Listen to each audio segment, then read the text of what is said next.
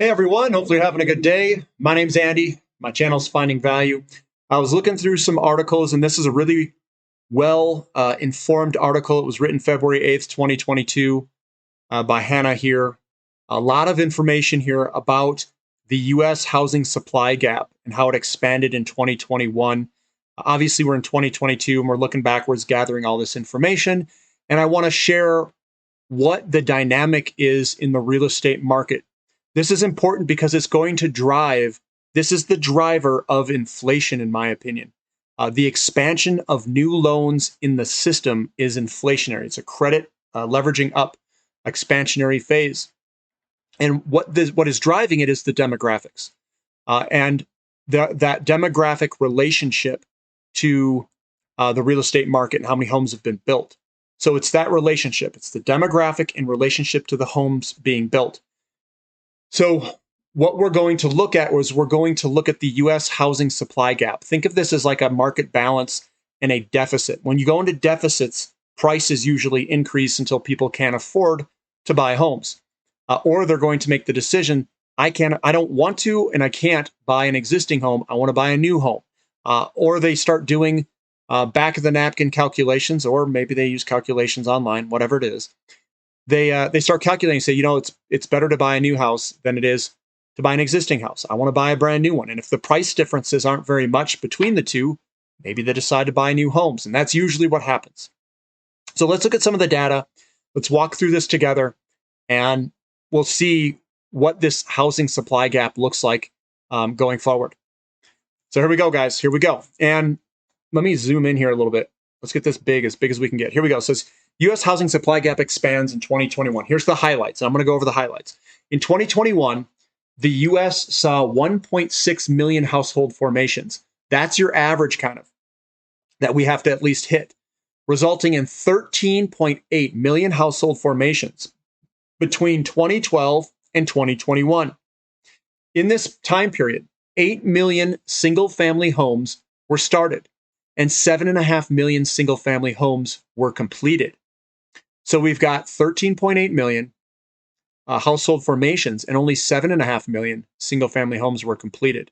The number of U.S. households reached an all-time high in December 2021, surpassing the previous high of August 2020.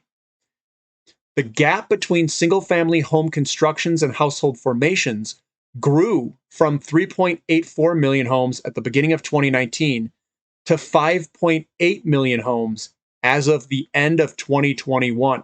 And I always talk about this number, the 5.8 million home deficit. That is your deficit. Some say 5.5, some say even more than this, because some homes have to be destroyed and new homes have to put in place because of the degradation of the house. It became so bad that they have to build a new house. Some of the estimates are greater than 5.8. Some are like 7 million. The important key takeaway here is the household formations grew from 3.8 to 5.8 million. The deficit is getting worse in 2021. By the end of 2021, not better. Our situation is getting tighter, not looser. That's one thing I wanted to make a drive point home.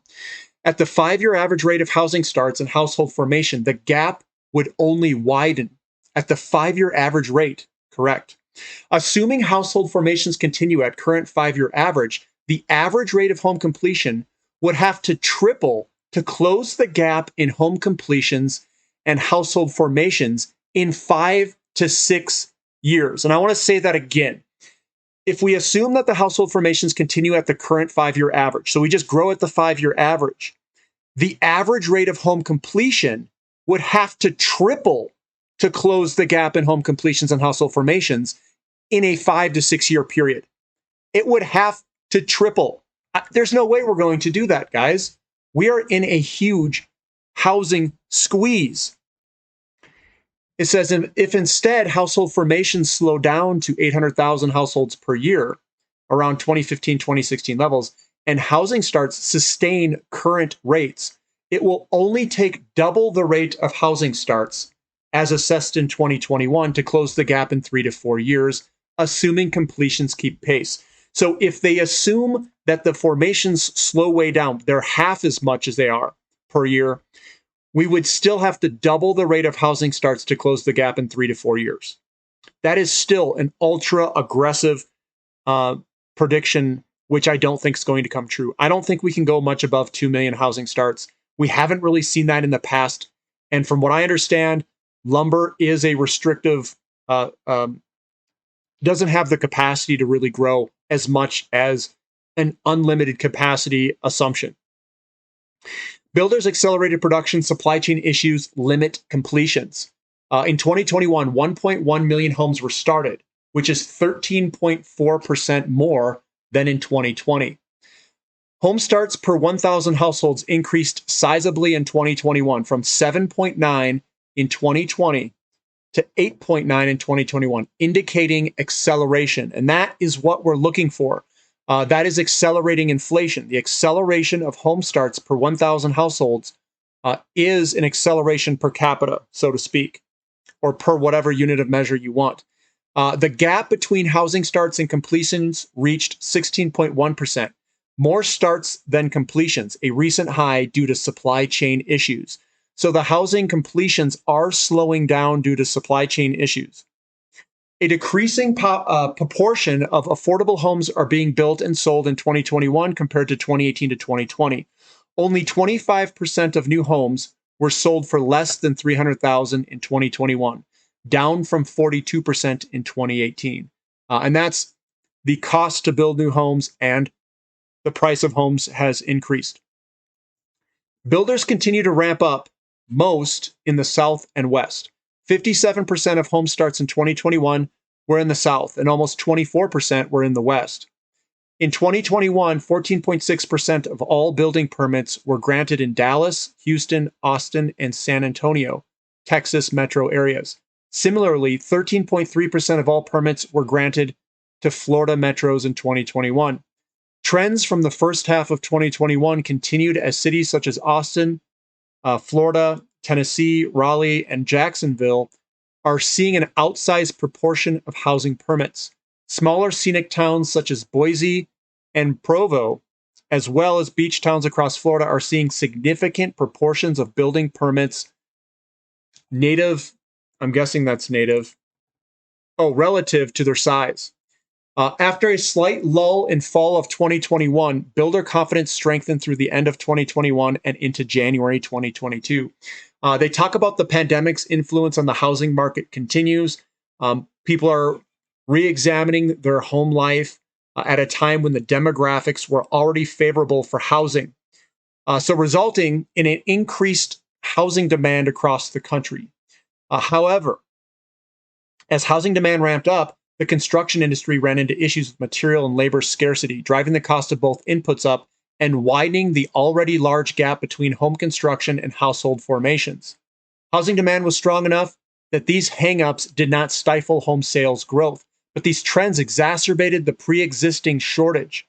In the second half of 2021, single-family homes were being both started and completed at the fastest pace in the last decade.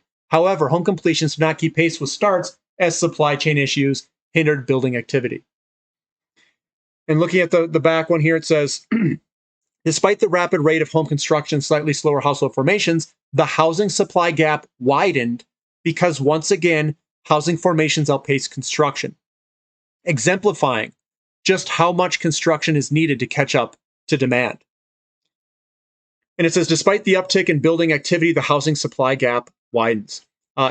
This is ridiculous, guys. Look at this gap.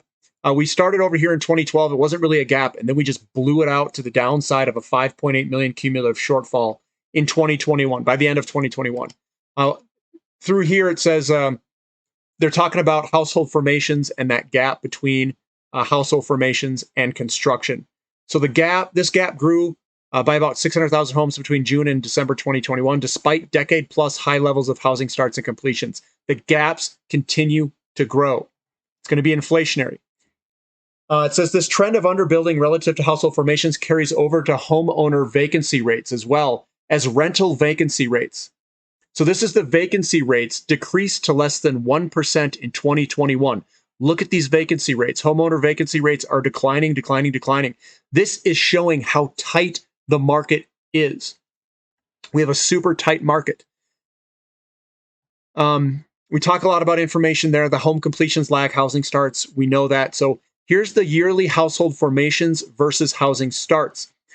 This is the household formations you can see in the red line going up and down here. And then we've got the single family housing starts ramping up, trying to keep pace with these household formations. The gap under the area under the curve of the red line between the red and the black line is the deficits.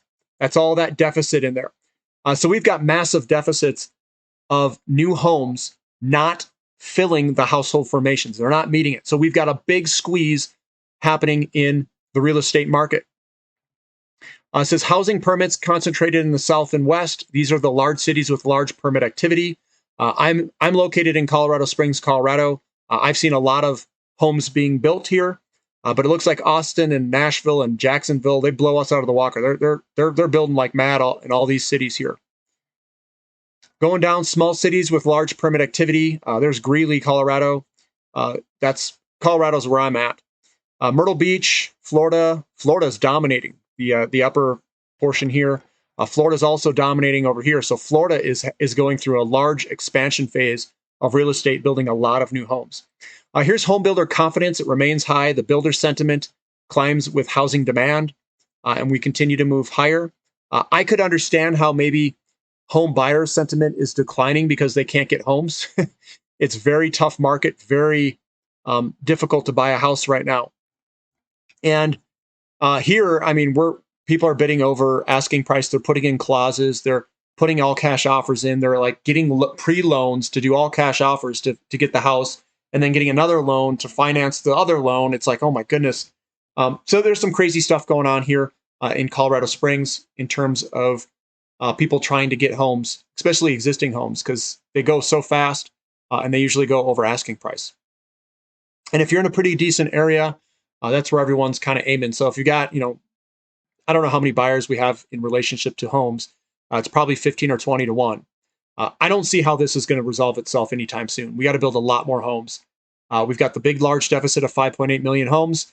I know some people are calling for bubbles, but I don't know how we could be in a bubble with no one being able to buy a house. That does not scream bubble. That screams that we've got a problem and a shortage. That's my take on it. I have to see this data change. We got to see vacancy rates go up. We got to see home starts level off and come back down. Otherwise, I think that we're going to continue to have a tight market. It's going to be robust. Will the rate of change of homes continue higher at the pace that it was before? That I do not know. The pace may slow down, but we're not in a bubble. It will continue to go higher until these metrics, these leading indicators change, until housing starts go down, until the price levels off, until vacancy rates start to creep back up. We just don't have it. We don't have the homes. That's my opinion there. I don't see how you could have an opposing opinion looking at this data, but there's people out there that are going to give opposing opinions. I just disagree with them. That's where I'm at. If you guys like the content, give me a thumbs up. Subscribe to the channel if you haven't already, and thank you for listening. This is Finding Value.